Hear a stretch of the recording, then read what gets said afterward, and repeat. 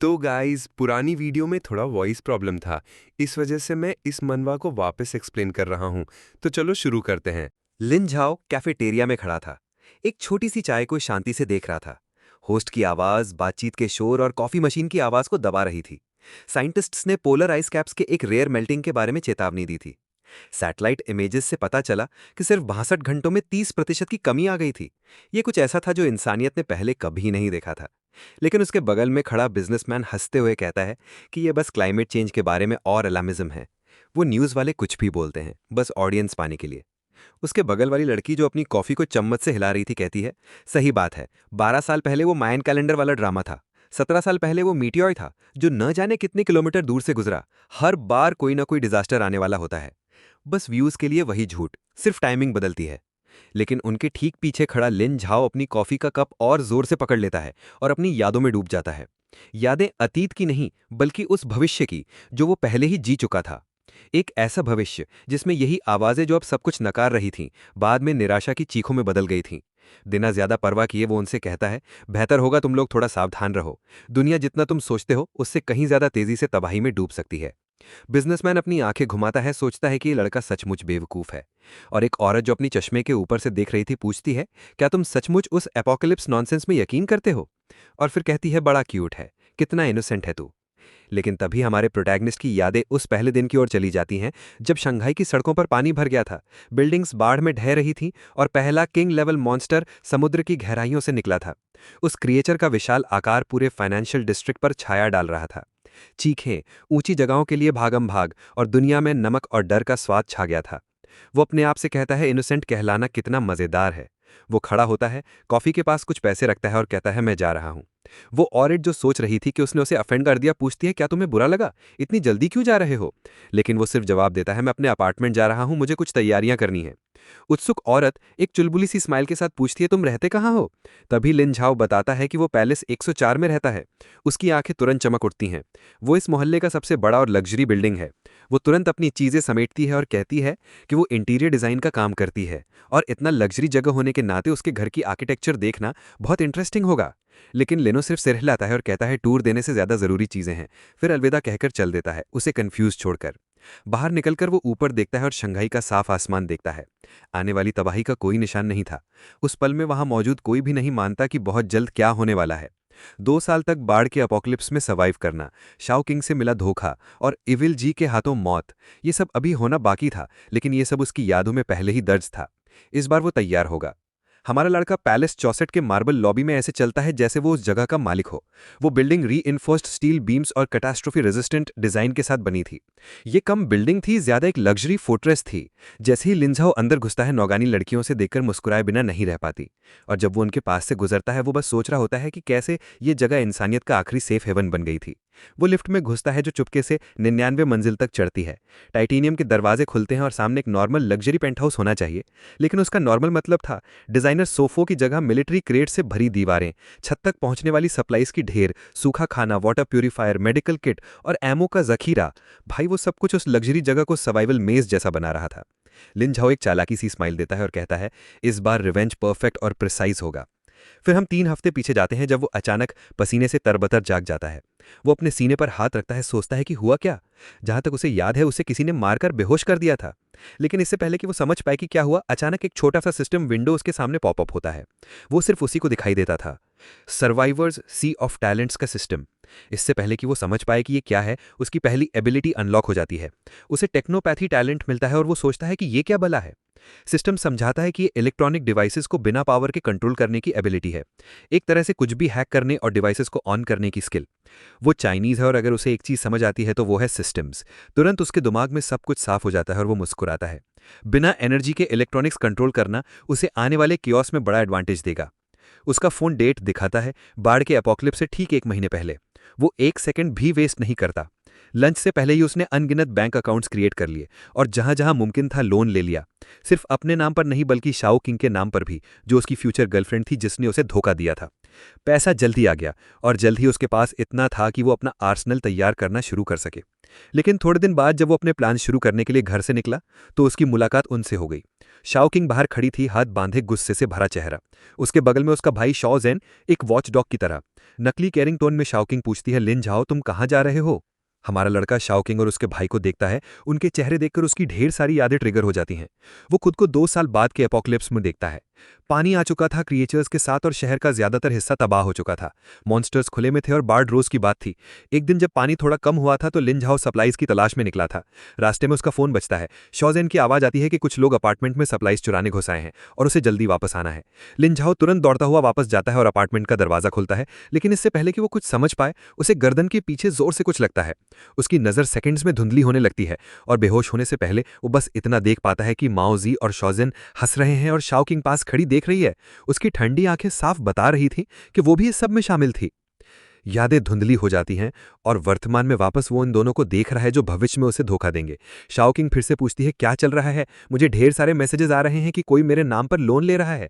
लेकिन लिन झाओ कहता है, शांत, मेरा अकाउंट हैक हो गया है। लगता है किसी ने हम दोनों की इन्फो चुरा ली है। मैं अभी बैंक जा रहा हूं इसे ठीक करने।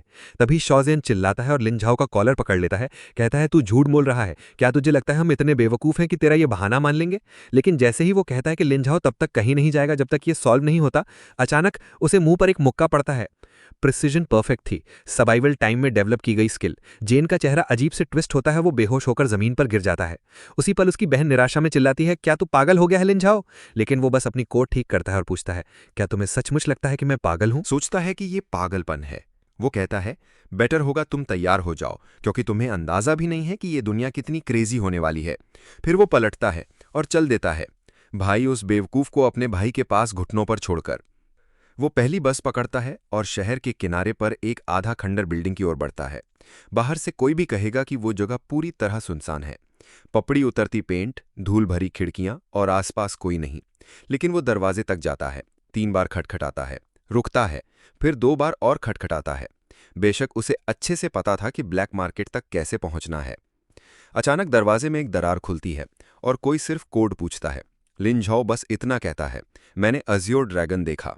इसके साथ ही दरवाजा खुलता है और अंदर दीवारों पर हथियारों की कतारें लगी हैं। लेकिन हमारा लड़का ध्यान खींचना नहीं चाहता, क्योंकि वो अभी अभी वापस आया है। वो एक साधारण पिस्तौल चुनता है, भरोसेमंद, साइलेंस्ड और बेसिक। उसने लोन के पैसों से पेमेंट की और बिना कुछ बोले हथियार को अपनी कोट में छिपा लिया। अगला पड़ाव था एक लग्जरी रियल एस्टेट एजेंसी, जहां फ्लोर टू सीलिंग खिड़कियां थीं। ब्रोकर हैरान रह गया जब लिन झाओ ने कहा कि वो अपना अपार्टमेंट अभी और यहीं बेचना चाहता है। ऑफर मार्केट वैल्यू से 25% कम था। ब्रोकर के लिए उस प्रॉफिट को वापस कमाना आसान था। नेगोशिएशन ज्यादा देर नहीं चली। एजेंट जानता था कि वो उस अपार्टमेंट को मार्केट प्राइस के करीब बेचकर 20% का मुनाफा रातों रात कमा सकता था। लिन झाओ की सिर्फ एक शर्त थी, वो कुछ दिन और वहां रहेगा, फिर खाली कर देगा ताकि वो बेच सकें। प्रॉफिट का मौका इतना अच्छा था कि एजेंट ने तुरंत हां कर दी और हमारा लड़का वहां से निकल गया। सड़कों पर चलते हुए वो सोचता है कि उसने अपनी टेक्नोपैथी पावर का इस्तेमाल सीधे अपने अकाउंट में पैसे ट्रांसफर करने के लिए क्यों नहीं किया। प्रॉब्लम यह थी कि दुनिया अभी भी ऑर्गेनाइज थी और अगर उसका पीछा ट्रेस हुआ तो चीजें कॉम्प्लिकेटेड हो सकती थीं। अभी के लिए वो लो प्रोफाइल रखना पसंद करता था। रिस्क क्यों ले जब उसे हर वो नंबर याद था जो लॉटरी में निकलने वाला था। उसे वो लॉटरी गेम अच्छे से याद था, क्योंकि वो बाढ़ के तबाही मचाने से बस कुछ दिन पहले की बात थी। तो वो एक लॉटरी स्टोर की ओर बढ़ता है। जाहिर है वो टिकट को बड़े कॉन्फिडेंस के साथ भरता है। क्लर्क को यह थोड़ा अजीब लगता है, लेकिन वो कुछ नहीं कहता। वापसी के रास्ते में उसे एहसास होता है कि कोई उसे दूर से देख रहा है। 2 मास्क पहने हुए लोग काले कपड़ों में बस ऑब्जर्व कर रहे थे। उसे यकीन था कि वो शाओ जेन या माओजी के गुंडे थे। भले ही वो एमेचर नहीं थे, लेकिन लिन झाओ के सेंसेस उनके लिए ज्यादा शार्प थे। वो सुरक्षित घर पहुंच जाता है, लेकिन अब उसे पता है कि उसकी निगरानी हो रही है। अगली सुबह लिन झाओ एक नंबर पर कॉल करता है। उसकी नजरें टीवी पर टिकी हैं, जहां आइस कैप्स के पिघलने की बात हो रही थी। दूसरी तरफ कोई फोन उठाता है और वो तुरंत कहता है कि उसे जिलिंग स्ट्रीट पर एक स्टोरेज यूनिट रेंट चाहिए, वो भी जो पैलेस 104 के पास है, और उसे आज ही चाहिए। वो शख्स एक ऊंची कीमत बताता है जो किसी को भी सोचने पर मजबूर कर दे। लेकिन लिन झाओ बस इतना कहता है कि वो पैसे ट्रांसफर कर देगा, क्योंकि उसे आज ही एक्सेस चाहिए। इसके साथ ही वो फोन रख देता है, अपना लैपटॉप उठाता है और तरह तरह की सप्लाईज खरीदना शुरू करता है। Can food, dry food, military grade gear और एक वाटर फिल्टर। उसे ऐसी चीजें चाहिए थीं जिनका शेल्फ लाइफ सालों तक हो, महीनों तक नहीं। और हमेशा की तरह वो इमीडिएट डिलीवरी के लिए एक्स्ट्रा पे करता है। लेकिन जब वो घर से निकलता है, वो 2 लोग फिर से लिन झाओ को टैक्सी में चढ़ते हुए देखते हैं। उनमें से एक फोन पर चेतावनी देता है कि लड़का अभी निकला है। दूसरी तरफ शाओजेन ऑर्डर देता है कि उसका पीछा करो और इस बार उसे नज़रों से ओझल मत होने देना। तो वो लोग उसका पीछा करते हुए इंडस्ट्रियल डिस्ट्रिक्ट तक जाते हैं और उसे एक विशाल वेयरहाउस खोलते हुए देखते हैं। ट्रक काटे रहते हैं, ढेर सारी सप्लाईज अनलोड करते हैं। दिन लंबा था और रात तक वो गुंडे शाओजेन को कॉल करके बताते हैं कि उन्हें लड़के का स्टैश मिल गया है। वो ढेर सारा खाना जमा कर रहा था। अजीब बात थी कि वहाँ ढेर सारा मिलिट्री सामान भी था। शाओजेन तुरंत कहता है कि उस जगह में घुस जाओ और पता करो कि वो क्या कर रहा है। वो लोग कहते हैं ठीक है, लेकिन इस बार पेमेंट अच्छा होना चाहिए। रात होने पर वो लोग साइड के एक दरवाजे से अंदर घुस जाते हैं। अंदर जाते ही उन्हें सप्लाईज की कतारें दिखती हैं। एक शख्स फुसफुसाता है, यहाँ इतना खाना है कि सालों तक चलेगा। दूसरा देखता है मेडिकल किट्स, फिल्टर और तुरंत शाओजेन को कॉल करने का फैसला करता है। वो पहले रिंग पर फ़ोन उठाता है, उनकी बात सुनता है और तुरंत कहता है कि सब कुछ जला दो। वो लोग सिर्फ ये कहते हैं कि समझ गए और फ्यूल लाकर हर जगह लिक्विड डालना शुरू कर देते हैं। लेकिन उन्हें नहीं पता था कि जैसे ही वो अंदर घुसे, कैमरे सब कुछ रिकॉर्ड कर रहे थे और अपार्टमेंट में लिंझाओ का फ़ोन बजता है। एक मैसेज, इन्वेजन अलर्ट। वो शांति से अपनी साइलेंस्ड पिस्टल कोट में डालता है और निकल पड़ता है। वेयरहाउस पूरी तरह शांत था।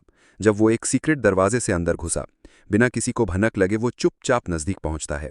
सालों के सर्वाइवल ट्रेनिंग, जहां शोर का मतलब था मौत, ने उसे बेहद सावधान बनाया था। पहला वाला बेचारा, उसे पता भी नहीं चला कि क्या हुआ। एक साइलेंस शॉट की आवाज़ दब गई। दूसरा जैसे ही मुड़ा, लिंझाओ वहां था। 2 और शॉट्स और सब खत्म। बेचारों को मौका भी नहीं मिला।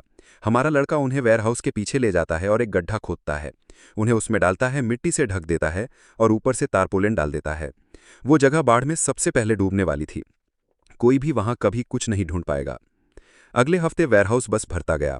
हर सुबह लिंझाओ जल्दी पहुंचकर ट्रेनिंग करता था। वो अपने शरीर को फिट रखता था क्योंकि उसे पता था कि क्या आने वाला है। इस बीच शाओजेन अपार्टमेंट में इधर उधर टहल रहा था, सोच रहा था कि वो हरामी गए कहाँ गए। जाहिर है उस कमीने ने उसे धोखा दिया, मिशन छोड़ दिया और अब वो उसे इग्नोर कर रहे थे। उसकी बहन पास में कहती है, शायद वो तुम्हारे दिए एडवांस पेमेंट लेकर भाग गए। लेकिन वो जवाब देता है, वो हरामी ऐसा करने की हिम्मत नहीं करेंगे। लिंझाओ ने लॉटरी टिकट्स खरीदे हुए 7 दिन हो चुके थे। ड्रॉ नेशनल टेलीविजन पर हुआ। सब इकट्ठा थे ये देखने के लिए कि इस बार जैकपॉट कौन जीतेगा। नंबर वाली बॉल्स एक एक करके गिरती हैं और सब हमारे प्रोटैगनिस्ट के टिकट से मैच करती हैं। वो एक भी रिएक्शन नहीं देता। आखिरी बॉल गिरती है और वो इतिहास के सबसे बड़े प्राइज का विनर बन जाता है। जाहिर है उसे कोई सरप्राइज नहीं था, लेकिन उसकी जीत की खबर शहर में बाढ़ की तरह फैल गई। उसका चेहरा हर स्क्रीन, न्यूज़पेपर और सोशल नेटवर्क पर था। रातों रात मिलियनेयर बनने वाला लकी गाय। लिंझाओ के लिए ये परफेक्ट मोमेंट था। जैसे ही पैसा अकाउंट में आया, वो इतना ज्यादा था कि किसी का भी सिर चकरा जाए। लेकिन उसे पहले से पता था कि इसका इस्तेमाल कैसे करना है। वो उस अपार्टमेंट से टैक्सी लेता है जिसे वो पहले ही बेच चुका था और ड्राइवर को कहता है पैलेस 104। लेकिन जैसे ही वो घर से निकलता है, एक और टैक्सी ट्रैफिक में उसके पीछे लग जाती है। शाओ किंग जाहिर तौर पर उसका पीछा कर रही थी। उसे पता चल गया था कि वो कमीना नया मिलियनेयर है। वो उसे ऐसे ही भागने नहीं देगी। दूर से वो बिल्डिंग दिख रही थी। उसकी ग्लास फसाड सूरज की रोशनी में चमक रही थी। शंघाई का सबसे प्रतिष्ठित स्काईस्क्रीपर, वो लग्जरी फोर्ट्रेस। और जल्द ही ये उसका बेस होगा, न सिर्फ एपोकलिप्स में सर्वाइव करने के लिए, बल्कि अपना बदला लेने के लिए भी। लॉबी में घुसते ही वो सीधा फ्रंट डेस्क पर जाता है और कहता है कि उसे ल्यू मिलिन से बात करनी है, खरीदारी के बारे में। रिसेप्शनिस्ट थोड़ा कंफ्यूज्ड पूछती है कि क्या उसके पास अपॉइंटमेंट है। हमारा लड़का बस कहता है नहीं, लेकिन मुझे यकीन है कि वो मुझसे बात करना चाहेंगी क्योंकि मैं 99 मंजिल खरीदने आया हूं।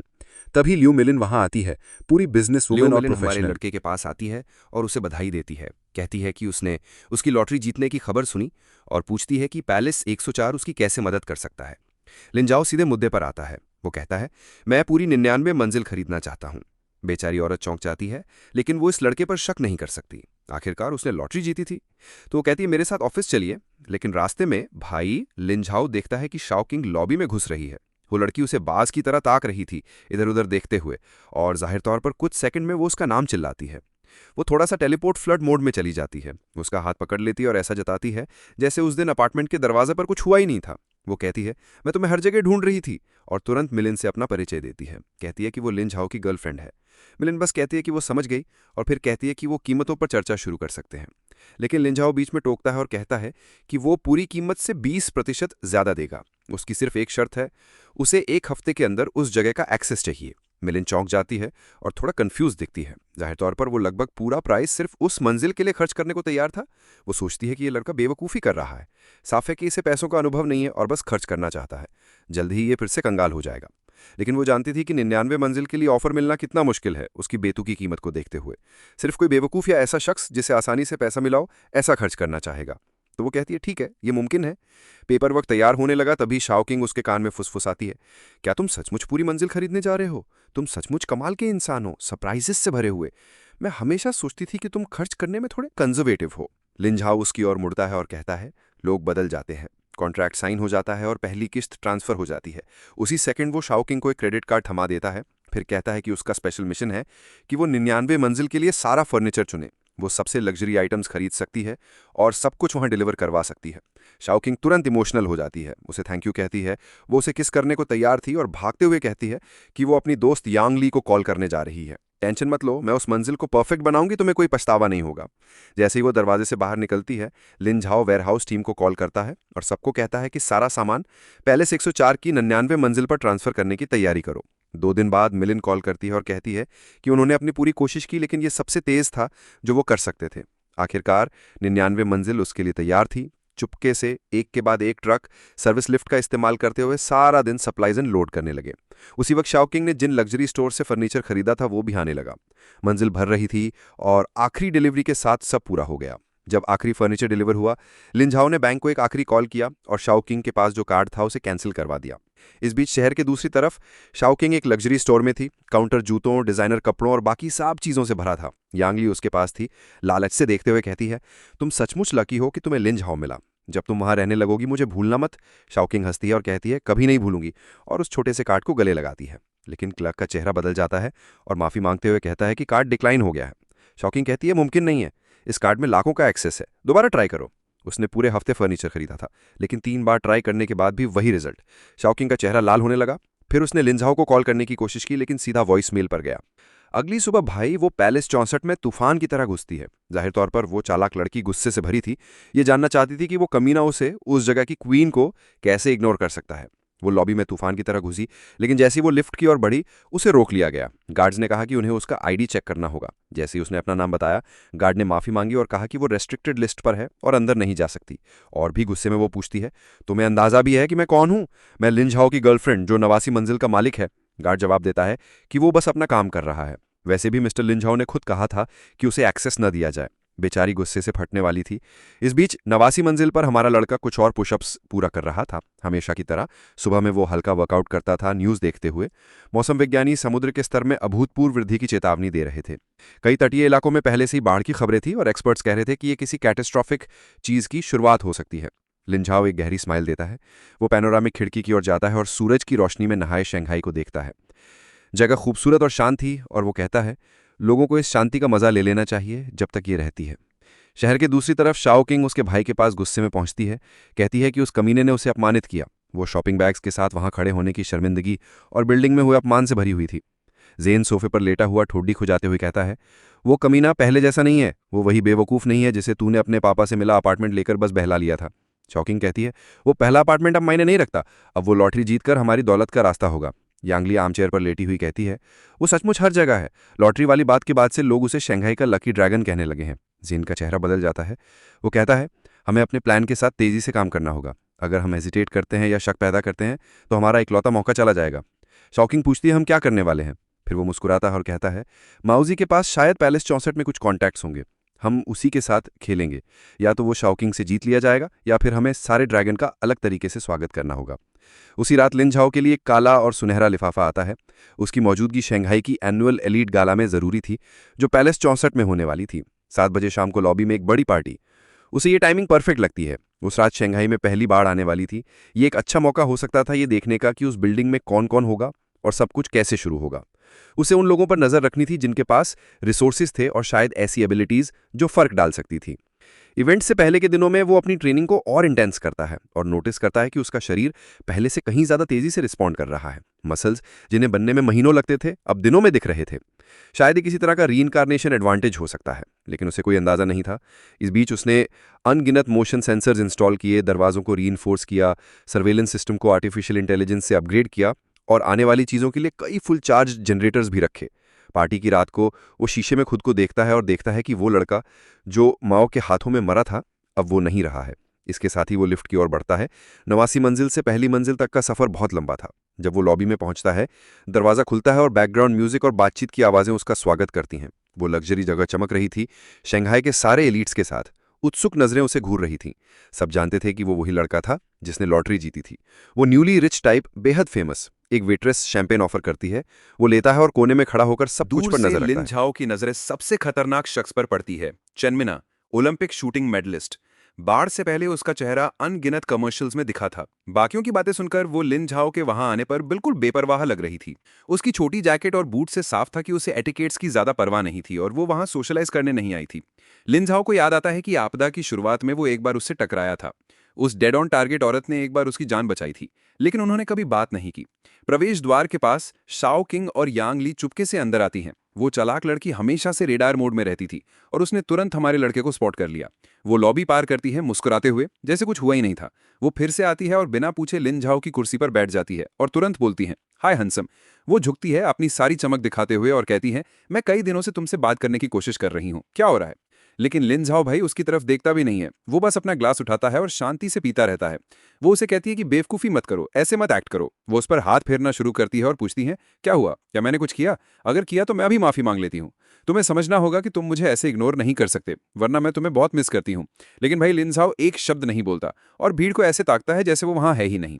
अचानक शाओ किंग की मुस्कान फीकी पड़ने लगती है। फिर वो चिल्लाना शुरू करती है, क्या तुम सचमुच मुझे ऐसे इग्नोर करने वाले हो, इतने वक्त साथ बिताने के बाद? जब वो देखती है कि वो अभी भी जवाब नहीं दे रहा, वो अपना शैंपेन का ग्लास फेंक देती है।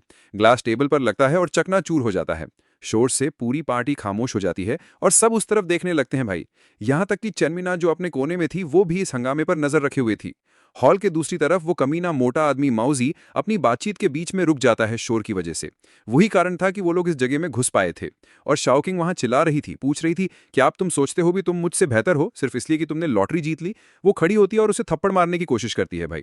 लेकिन लिन झाओ शांति से उसका कलाई पकड़ लेता है। वो चिल्लाती है, मुझे छोड़ो, तुम एक औरत पर हमला कर रहे हो। इस बीच माओजी भीड़ को चीरते हुए गुस्से में चिल्लाता है, उसे छोड़ दो। और भाई वो पहले से ही अपनी मुट्ठी तान रहा था पंच मारने के लिए। लिन झाओ शाओकिंग को छोड़ देता है और पीछे हट जाता है और इसके साथ वो बेवकूफ का पंच हवा में ही रह जाता है।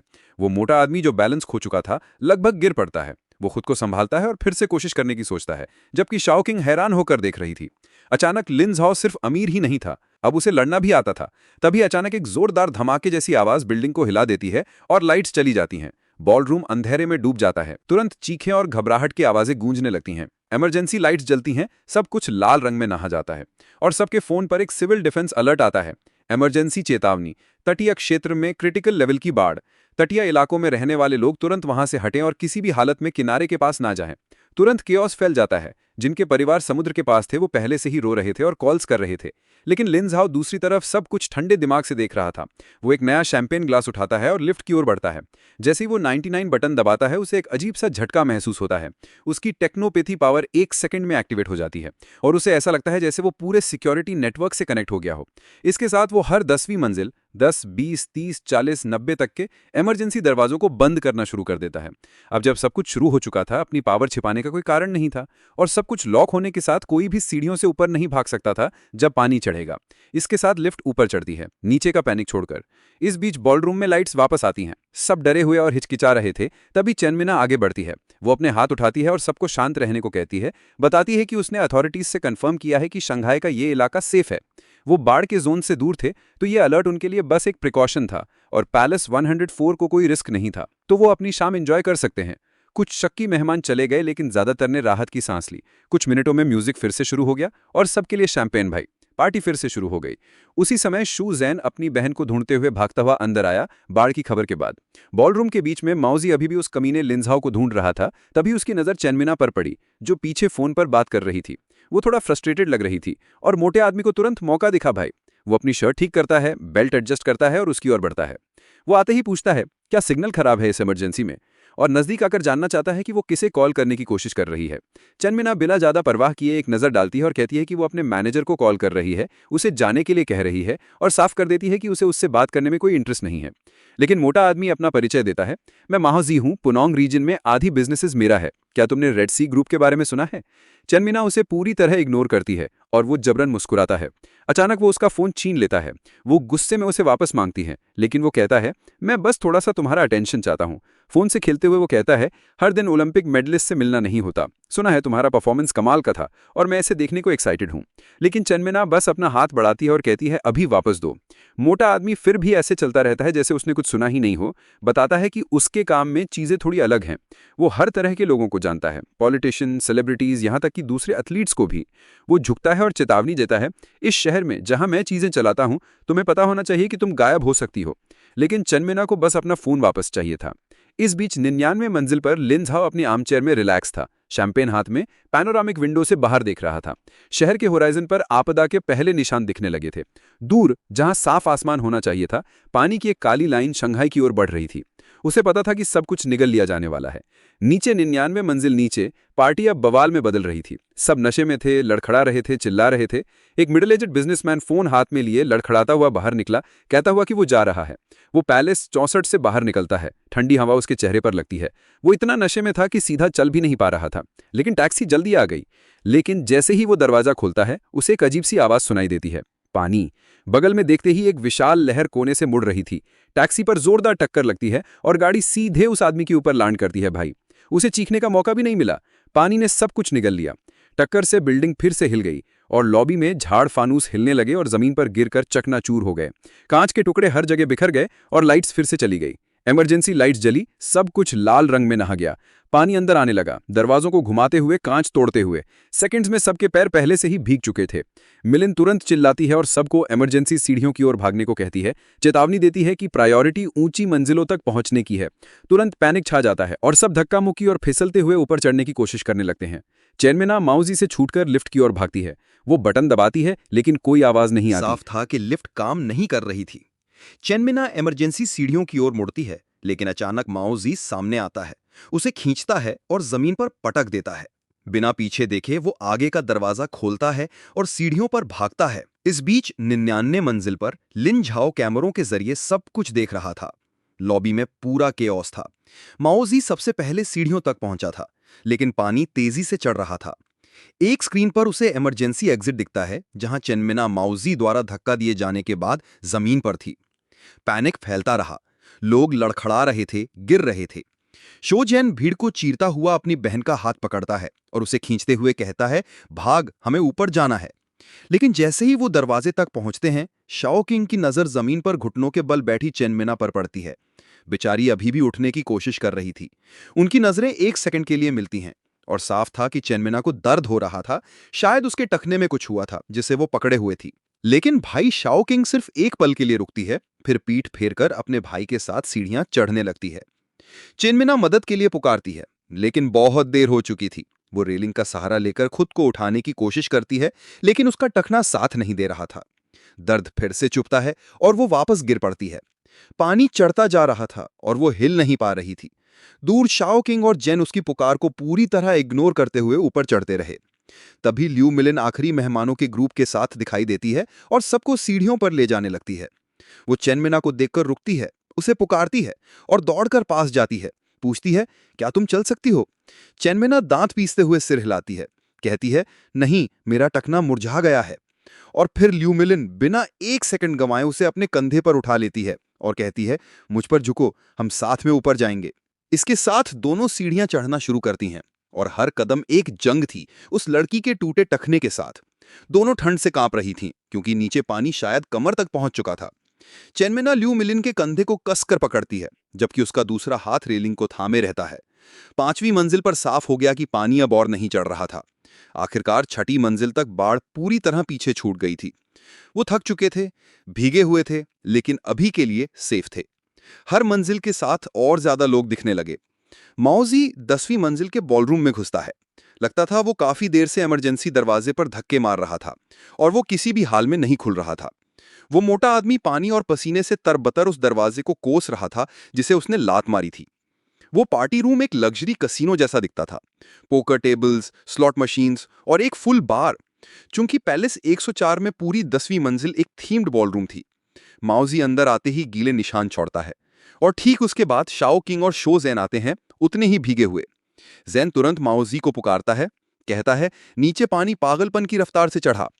माओजी का चेहरा तुरंत बदल जाता है और वो कहता है, सुनो, 10वीं मंजिल का रास्ता सील हो गया है और जल्द ही ढेर सारे सर्वाइवर्स यहां पहुंचने वाले हैं। हमें इस जगह पर कंट्रोल करना होगा वरना चीजें कॉम्प्लिकेटेड हो जाएंगी। थोड़ी देर बाद और ज्यादा सर्वाइवर्स आने लगे। सबके चेहरे पीले, कपड़े भीगे हुए और कुछ तो जमीन पर ही ढह गए। लोग डरे हुए थे और आखिर में ल्यू मिलिन और चेनमिना आती हैं। मिलिन अभी भी उस लड़की को उठाए हुए थी जिसका टखना पूरी तरह सूज गया था। वो कैसीनो एकदम बवाल में बदल गया था। लोग जगह के लिए लड़ रहे थे, कुछ बार लूट रहे थे, कुछ खाने की तलाश में, जबकि कुछ ग्रुप्स बस शौक में बैठे थे। इस पूरे केओस के बीच अचानक एक गोली की आवाज गूंजी। सब ठिठक गए। फिर उन्होंने माओ जी को एक पोकर टेबल पर खड़ा देखा, बंदूक छत की ओर ताने। वो चिल्लाता है, सब ध्यान दो, और ऐलान करता है, अब से मैं यहां का इंचार्ज हूं।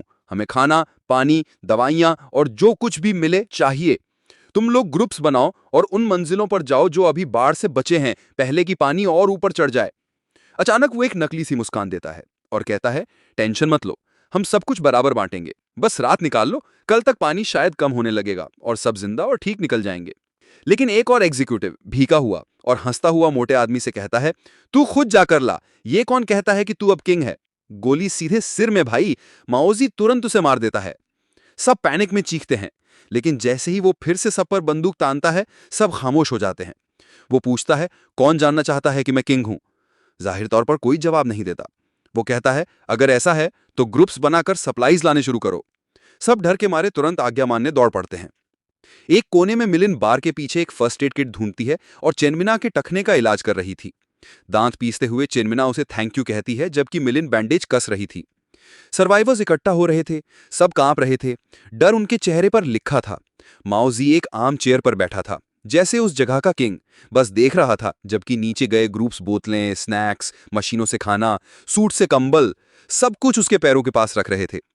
शाओ किंग चालाकी से एक छोटा सा तौलिया देती है, टेढ़ी मेढ़ी स्माइल के साथ कहती है, ये मुझे मिला। इस बीच 99 मंजिल पर लिंज हाउ टाइम चेक करता है। वक्त काफी हो चुका था तो वो रूम हीटर ऑन करता है, किचन में एक परफेक्ट स्टेक बनाता है और बैठकर खाता है। इसके बाद वो जम्हाई लेता है और बेड पर चला जाता है, मुस्कुराते हुए, बिना इस बात की परवाह की कि बाकी सब क्या झेल रहे थे। सुबह की धूप शंघाई पर पड़ी, लेकिन अब ये एक अजीब रंग में डूबा हुआ था। कभी जिंदगी से भरा हुआ, अब गंदा। पानी क्षितिज तक फैला हुआ था। स्काईस्क्रेपर्स की चोटियां समुद्र के बीच में अकेले द्वीपों जैसी दिख रही थीं। एक आदमी एक तैरते बिलबोर्ड को पकड़े हुए था। उसने एक बिल्डिंग की चोटी देखी थी और तैरकर वहां पहुंचने की कोशिश कर रहा था, लेकिन एक पल में कुछ उसके नीचे से गुजरा। एक जोरदार हमले में वो आदमी नीचे खींच लिया गया और उसकी चीख लहरों के नीचे दब गई। इस बीच ऊंचाई पर एक कमर्शियल हवाई जहाज चक्कर काट रहा था। उसके इंजन कांप रहे थे, क्योंकि पायलट पिछले रात से रनवे ढूंढने की कोशिश कर रहा था, लेकिन सिर्फ पानी था। फ्यूल अब खत्म होने वाला था। कोई ऑप्शन न होने पर उसने एक असंभव लैंडिंग की कोशिश की, एक ऐसी बिल्डिंग की छत पर जो अभी भी पानी के ऊपर थी। जाहिर तौर पर यह पूरी तरह नाकाम रहा और जहाज डूब गया, जबकि धमाका पानी को आसमान में उड़ा गया। 99 मंजिल पर लिंज हाउस ट्रिक्स करता है, जबकि सूरज की रोशनी पर्दों से छन कर आती है। गर्म शावर के बाद वो कॉफी और कुछ अंडे बनाता है, शांति से खाता है और अपने टैबलेट पर बाढ़ की खबरें देखता है। नाश्ते के बाद वो अपनी पुशअप्स की सेट शुरू करता है, शांति से हर एक को गिनता है। 89 मंजिल नीचे सर्वाइवर्स डर और ठंड में सिमटे हुए थे। वेंडिंग मशीन्स के पास एक आदमी आखिरी स्नैक्स की पोर्शन बांट रहा था और ऐलान करता है, बस अब और कुछ नहीं बचा। उस पल का पैनिक सबको चपेट में ले लेता है। जाहिर तौर पर माओ जी ने ज्यादातर सप्लाईज अपने लिए रख लिए थे। उसी पल वो एक वीआईपी सूट के दरवाजे पर खड़ा था, चेनमिना को बेड पर सोते हुए देखकर। वो उसके शरीर को डिटेल में ताक रहा था और जब उसे लगा कि कोई नहीं देख रहा, वो धीरे से दरवाजा बंद करता है और अंदर घुसता है। जैसे ही वो पहला कदम रखता है, चेनमिना चौंक कर उठ जाती है और बेड के हेडबोर्ड की ओर खिसकती है, घबराई हुई आवाज में। शांति से बोला पूछती कि है, वो यहाँ तुम उनके यहाँ क्या कर रहे VIP हो? गेस्ट की देखभाल करने आया था। वो इकलौता शख्स जिसे एम्मी को भी रिसोर्सेज जुटाने की जरूरत थी। इतना कहते हुए उसने एम्मी का टखना पकड़ लिया, जिससे वो दर्द में चीख पड़ी। उसने उसे छोड़ने को कहा, अपनी दूसरी टांग से उसे पेट में लात मारने की कोशिश की, लेकिन उसने बस अपना कोट उतार फेंका और उसे चुप रहने को कहा, क्योंकि इस जगह पर कोई उसकी मदद करने वाला नहीं था। हर कोई यहाँ बस सर्वाइव करने की जद्दोजहद में था। वो अपनी शर्ट उतारने लगा जबकि एम्मी चीख रही थी, लेकिन अजीब बात यह थी कि हॉलवे में और भी चीखें गूंज रही थी जो सब कुछ दबा रही थी। अचानक दरवाजा धड़ाम से खुला और शो जिंग, जिसका चेहरा पीला पड़ गया था, अंदर दाखिल हुआ। उसने कहा कि उन्हें अभी यहां से निकलना होगा। हॉलवे में कुछ अजीब सा था, ऐसा लग रहा था जैसे कोई मॉन्स्टर हो। कुछ सर्वाइवर्स ने कहा कि उन्होंने उसे बाढ़ वाली सीढ़ियों से ऊपर आते देखा था। तुरंत माओजी ने चैन मीना को छोड़ दिया और श्याओ जिंग को धक्का देकर हॉलवे की ओर भागा। तभी उसने उस अजीब मॉन्स्टर को देखा, एक तरह का ह्यूमन फिश, हरी चमड़ी वाला, नुकीले दांतों और स्लिट प्यूपल्स वाला। हर कोई घबरा रहा था, छिपने की कोशिश कर रहा था, जबकि कई लोग पहले ही डर से जड़ हो चुके थे। माओजी ने इधर उधर देखना शुरू किया, कोई रास्ता ढूंढने की कोशिश में। तुरंत उसकी नजर एक बूढ़े आदमी पर पड़ी जो डर से जड़ खड़ा था यार, और एक ही झटके में उसने उस बूढ़े को पकड़ा और उस क्रिएचर की ओर फेंक दिया। बोला, ये लो, इसे खा लो। वो क्रिएचर जो भूखा दिख रहा था तुरंत सबसे आसान टारगेट पर झपट पड़ा। जब वो बीस्ट उस बूढ़े को चबाने में बिजी था, माओजी भागकर ऊपरी मंजिलों की ओर जाने वाले लॉक डोर की तरफ गया। ये बस एक बेसिक सील फायर डोर था और अब उसे फैसला लेना था। उसके पास बंदूक में सिर्फ 6 गोलियां थी, लेकिन वो इनका इस्तेमाल सर्वाइव करने के लिए कर सकता था। बूढ़े की चीखें सुनते हुए, जो खाया जा रहा था, और डरते हुए कि कहीं और क्रिएचर्स ना आ जाएं, उसने 6 गोलियां चला दी। फिर उसने पास खड़े बाकी लोगों से कहा कि दरवाजे पर जोर लगाओ, और सब ने मिलकर दरवाजे को धक्का देना शुरू किया। सब ने एक साथ इतना जोर लगाया कि मेटल दरवाजा जोर से कराहते हुए टूट गया। माओ तुरंत शो जिंग को धक्का मार के उसे लगभग गिराते हुए सीढ़ियों की ओर भागा। जो जैन ये सब देखकर खुश नहीं था। उसने देखा कि माओ उसे चिल्लाकर बुला रहा था कि जल्दी आ, और आगे भाग रहा था। जाहिर है घबराए हुए सर्वाइवर्स की भीड़ सब कुछ रौंदते हुए भागने लगी। मिलिन दूसरों की मदद करने में बिजी थी, जबकि शॉपिंग ने अपने भाई का हाथ पकड़ा और उसे अपने साथ खींच लिया यार। सब लोग सीढ़ियों पर भाग रहे थे और पीछे बूढ़े के खाए जाने की आवाजें गूंज रही थीं। लेकिन कैन मीना अभी भी सूट में थी, अपने घायल टखने पर पट्टी बांधे हुए। दर्द में कराहते हुए वो बिस्तर से बाहर निकली। उसका दिल जोर जोर से धड़क रहा था। वो समझने की कोशिश कर रही थी कि ये सारी चीखें क्यों की और अब अचानक पूरी खामोशी क्यों थी। उसे डर था कि माओजी वापस आकर उस पर हमला कर सकता है। उसने फैसला किया कि यहां से निकलना ही बेहतर है।